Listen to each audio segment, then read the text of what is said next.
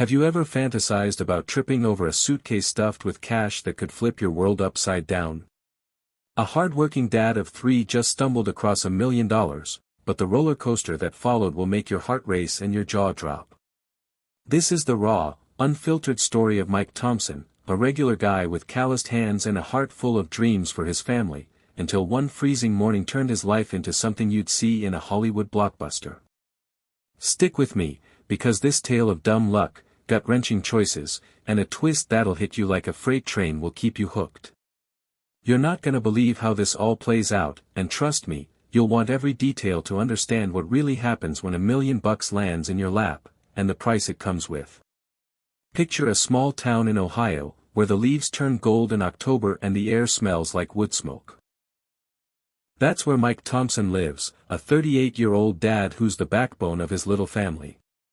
He's got 3 kids, Lila, a spunky 10-year-old who loves drawing, Ethan, a 7-year-old with a soccer obsession, and Sophie, a 4-year-old who's always got a stuffed bunny tucked under her arm. Mike's married to Sarah, his high school sweetheart, the kind of woman who can make a bad day better with just a smile. They've been together for 15 years, building a life that's messy but beautiful, like a quilt stitched together with love and grit. Mike's a mechanic at Joe's auto shop, where he spends his days elbow-deep in engine grease, fixing cars for neighbors who know him by name. He pulls 10-hour shifts, sometimes 12, to keep the lights on. Sarah's a part-time nurse, racing between hospital shifts and school drop-offs, always with a thermos of coffee that's gone cold by noon. They're not scraping by, but they're not living large either. They're the family you see at the grocery store, debating whether to splurge on name-brand peanut butter or stick with the generic stuff. Their vacations are camping trips to the state park, where the kids roast marshmallows and Mike tells ghost stories that make everyone giggle. Their home is a modest 3-bedroom ranch, with peeling paint on the shutters and a kitchen faucet that drips no matter how many times Mike tightens it. The kids share rooms, Lila and Sophie in one, with posters of unicorns and pop stars on the walls, and Ethan in another, his floor a minefield of Lego bricks. The family's minivan, a 2008 model with a dented bumper, groans every time it starts. Life's not glamorous, but Mike and Sarah make it work. They laugh over burnt dinners, cheer at Ethan's soccer games, and tuck their kids in with bedtime stories. Still, there's that quiet ache in their hearts. What if they could breathe a little easier? What if they could give their kids the world instead of just getting by? Mike's the kind of guy who blends into the crowd. He's got a scruffy beard that's more laziness than style, wears flannel shirts that smell faintly of motor oil, and there's always a coffee stain on his jeans from his morning commute. He's not chasing fame or dreaming of mansions. All he wants is to see Lila go to art school someday, to watch Ethan score a goal in high school, to make sure Sophie never knows what it's like to worry about money. Maybe, just maybe, he'd love to take Sarah out for a real date, somewhere with cloth napkins instead of paper towels, where they could talk about something other than bills. It was October 17, 2023, a crisp morning where the air bit at your fingertips. Mike was dragging himself home after a double shift at the shop, his back aching and his eyes heavy. He'd been up since 5 a.m., fixing a transmission that fought him every step of the way. All he wanted was his couch, a beer, and a few hours of sleep before the kids got home from school. But first, coffee. He pulled into the Gas & Go on Route 12, the kind of place where the fluorescent lights buzz and the coffee tastes like it's been brewing since yesterday. As he's standing in line, clutching his styrofoam cup, something catches his eye. A crumpled piece of paper on the floor, wedged under a rack of Snickers and Twix. It's the kind of thing most people would ignore, a receipt, a gum wrapper, trash. But Mike's always been the guy who picks up litter, who holds the door for strangers. Maybe it's instinct, maybe it's fate, but he bends down and grabs it. He unfolds it, expecting nothing, and his heart stops. It's a lottery ticket. A Mega Millions ticket, dated for the drawing the night before. Mike's not a gambler. He'll toss a couple bucks on a ticket when the jackpot hits the news, but he's not one of those folks who think the lottery's their golden ticket. Still, he's curious.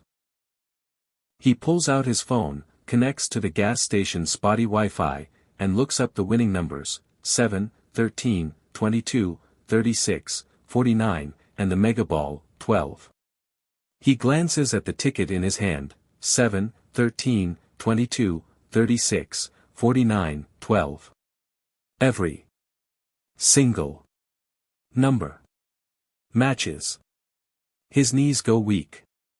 He reads it again, then again, convinced he's missed something. His hands start to shake, and the clerk, a kid named Josh who's always got earbuds in, gives him a weird look. "You okay, man?" Josh asks. Mike mumbles something and stumbles out to his van, the ticket burning a hole in his pocket. He sits in the driver's seat, staring at the numbers until they blur. $1 million. $1 million freaking dollars. This isn't a new pair of shoes or a paid-off credit card.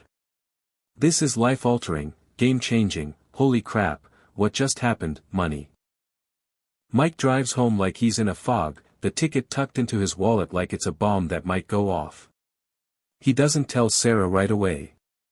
He can't. His mind's racing with too many what-ifs. What if it's a mistake? What if the ticket's fake? What if someone else dropped it and comes looking? He's heard stories about lottery scams, about people who thought they'd won only to have it ripped away. So he hides the ticket in the garage, inside an old coffee can where he keeps rusty bolts and screws. It's the safest place he can think of, away from the kids' curious hands and Sarah's cleaning sprees. For 2 days, he doesn't sleep. He's up at night, his phone glowing as he scrolls through articles about lottery winners gone broke. He reads about a guy in Florida who won $30 million and lost it all on bad investments and lawsuits. Another story about a woman who bought a mansion and was bankrupt in 3 years. Mike's stomach churns. He's not that guy. He's careful, practical. But doubt creeps in like a cold draft. Can he handle this? Can he keep his family safe? Finally, he cracks. It's late, the kids are asleep, and Sarah's folding laundry on the couch. Mike's pacing, his hands sweaty.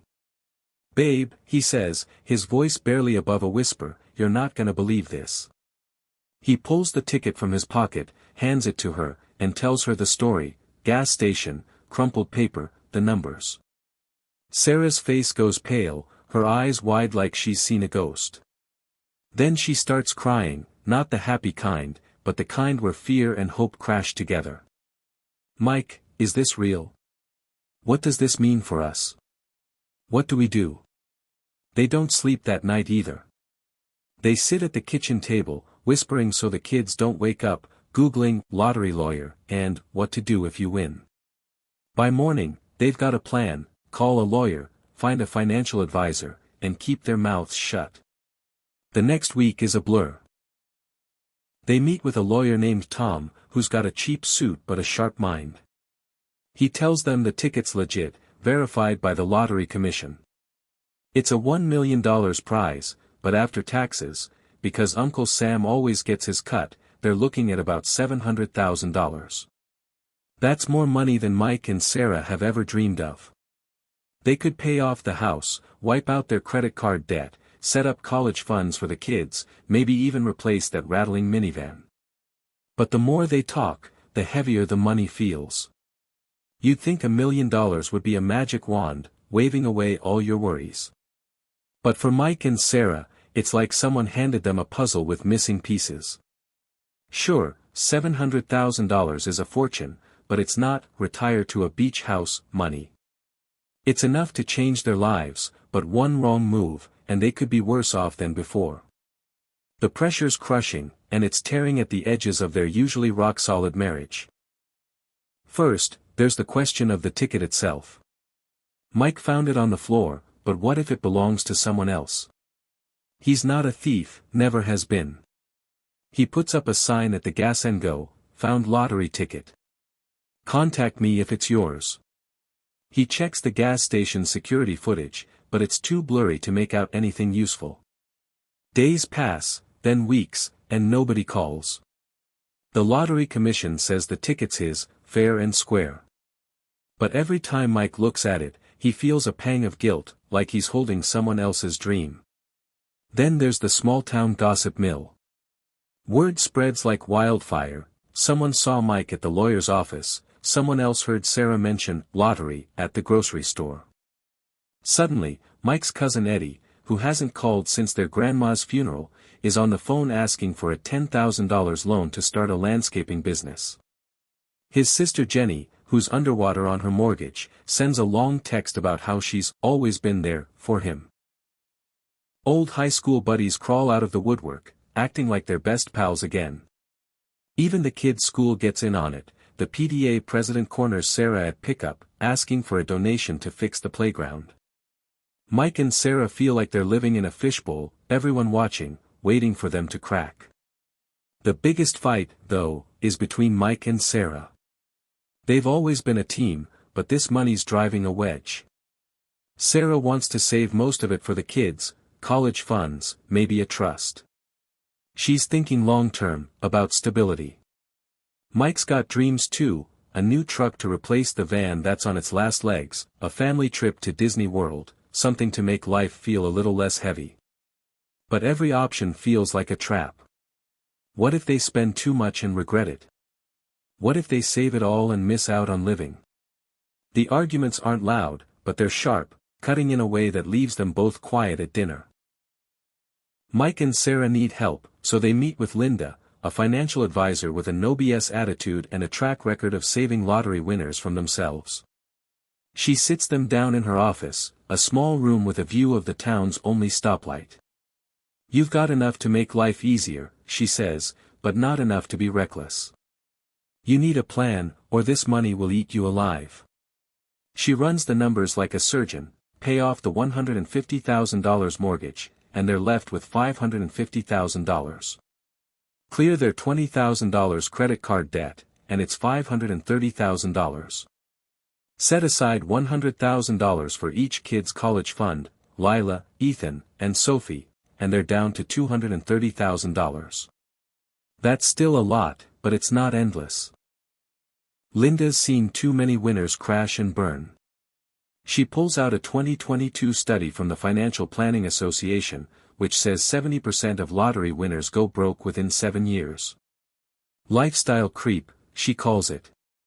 You start spending like you're rich, bigger house, fancier car, and suddenly you're broke again, but with more to lose. She tells them about Jack Whitaker, who won $315 million in 2002 and was bankrupt by 2007, his life a mess of lawsuits and family drama. Mike feels a chill. He doesn't want to be a cautionary tale. Sarah's got her own ideas. She's been reading about giving back, how it can change lives. She finds a 2020 report from the National Philanthropic Trust. Americans gave $471 billion to charity that year. Their local community center, where Ethan plays soccer and Lila takes art classes, is always scraping by. Sarah wonders if they could donate $50,000 to keep it open. But Mike's not so sure. What if Sophie needs braces? What if I get laid off? He asks. The auto shop's been slow lately, and the economy's shaky. The fear's real, and it's keeping him up at night. They're stuck in a loop, arguing in circles. Mike feels the weight of being the provider, like every decision rests on his shoulders. Sarah's scared of losing what they've built, their simple, happy life where love matters more than money. The $1 million was supposed to be a blessing, but it's starting to feel like a curse, pulling them apart when they need each other most. 3 months pass, and Mike and Sarah are finally finding their footing. They've claimed the prize, deposited the $700,000, and made some big moves. The house is paid off, the credit cards are clear, and each kid has a college fund tucked away. They've got $230,000 left, and they're debating, invest it, save it, or maybe take that Disney trip Mike's been dreaming about. Then, one cold January evening, there's a knock at the door. It's a woman, maybe in her 50s, standing on their porch in a threadbare coat. Her name's Ellen, and her voice shakes as she says, "I think you have my ticket." Mike's heart sinks like a stone. Ellen tells her story. She bought the ticket at the gas and go the day before Mike found it, playing the same numbers she's used for years, her kids' birthdays. She's a widow, raising 2 teenagers on a cashier's paycheck. Her husband died 3 years ago, leaving her with debts and a crumbling apartment. That ticket was her lifeline, her one shot at a better life. Mike's gut twists. The ticket's legally his, the lottery commission confirmed it. He and Sarah have already spent nearly half the money. But Ellen's story hits him like a punch. He's a dad too. He knows that desperate hope, that ache to give your kids something better. He sees the pain in her eyes, the way her hands tremble as she talks. She doesn't have proof, just her word, but it's enough to make Mike question everything. Sarah's just as torn. She wants to help Ellen, her nurse's heart can't stand seeing someone suffer. But giving away the rest of the money could leave their own family exposed. What if Ethan breaks his leg playing soccer? What if the van dies for good? And there's a nagging doubt, what if Ellen's lying? There's no receipt, no video, nothing to prove her story. They're stuck, caught between compassion and caution, and it's tearing them apart. They spend weeks wrestling with the decision. Their lawyer, Tom, says they owe Ellen nothing, legally, the money's theirs. Their pastor, Reverend Claire, says it's not about the law, it's about what's right. Mike can't sleep, haunted by Ellen's face, her voice echoing in his head. He starts questioning who he is. Is he the kind of man who'd keep someone else's dream? Sarah's no better, snapping at the kids over small things, her stress spilling over. The money's supposed to be their ticket to freedom, but it's holding them hostage. After endless nights of talking, crying, and praying, Mike and Sarah make a choice that shocks their small town. They decide to split the remaining $230,000 with Ellen, $115,000 for her, $115,000 for them. It's not easy. They're giving up the safety net they'd planned to keep, the chance for a new truck or that Disney trip. But when they look at their kids, sleeping soundly in their beds, they know it's the right call. They can't build their happiness on someone else's pain. They meet Ellen at a coffee shop, a quiet place with mismatched mugs and a jukebox in the corner. Mike hands her the check, and Ellen breaks down, tears streaming as she hugs them both. She promises to use the money to pay off her debts, move her kids to a better home, maybe even go back to school. Mike and Sarah feel a weight lift, but it's not all sunshine. They're back to being a regular family, with a little extra in the bank but no big dreams of luxury. The truck will have to wait. The kitchen remodels a distant hope. But they've got their home, their kids, and each other. For Mike, that's enough. Mike and Sarah's story isn't a one-off.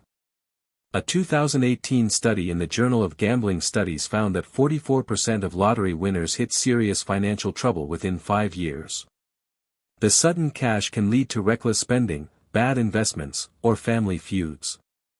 Another study, from the National Bureau of Economic Research in 2016, showed lottery winners are more likely to go bankrupt than the average person, especially without a solid plan. Mike and Sarah got lucky, they had Linda, their advisor, to keep them grounded. But the stats are grim, winners who don't plan often end up worse off, buried in debt or fighting lawsuits from family and friends. Fast forward to today, August 2025. Mike's back at Joe's auto shop, wrench in hand, joking with his co-workers about the Browns' latest loss. Sarah's still pulling shifts at the hospital, but she's found a new passion, volunteering at the community center, teaching kids like Lila how to paint. The kids are thriving. Lila's joined the school band, playing the flute like she was born for it. Ethan's the star of his soccer team, dreaming of the pros, and Sophie started kindergarten, her bunny still in tow. Life's not perfect, the van still rattles, and the faucet still drips, but it's good. It's theirs. Ellen's doing better too. She used her $115,000 to clear her debts and move her teenagers to a sunny apartment with a park nearby. She's enrolled in community college, studying to become a social worker, inspired by the kindness Mike and Sarah showed her. They stay in touch, swapping Christmas cards and the occasional text about their kids. It's not a storybook ending, but it's real, messy, and human. This isn't just a story about $1 million. It's about what happens when life throws you a curveball, a chance to rewrite your future, but with strings attached. Mike and Sarah could have kept every penny, ignored Ellen, and bought that shiny new truck. But they chose something harder, something braver. They chose to be the kind of people who sleep soundly at night, knowing they did right by someone else. That's what makes this story hit so hard. It's not about the money. It's about the heart behind it. So next time you're daydreaming about winning the lottery, think about Mike. Picture yourself holding that ticket, feeling the weight of it. Would you keep it all? Share it? Give it away? There's no easy answer, but there's a lesson in Mike's choice. Sometimes, the real win isn't the cash, it's staying true to who you are. If you loved this story, smash that subscribe button and check out the next video on your screen.